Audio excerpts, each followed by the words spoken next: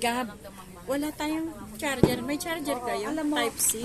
Ako meron dala. Ayun, salamat naman. Meron. Mapipilo Church ka na dun, no? Awa lang sa'yo. Oh, yan ha. Ano siya? Ano siya?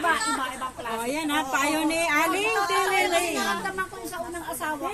Tilili. Ate Tilili. Bakit mo na to? Tanggalin mo sa listahan. Kasi sayang eh, dahil yan eh, pamana ng tatay sa amin, eh, ayaw ibenta. Ngayon, ang mangyayari dyan, mga anak ko, apo ko, pwede magbisita mo kahit sa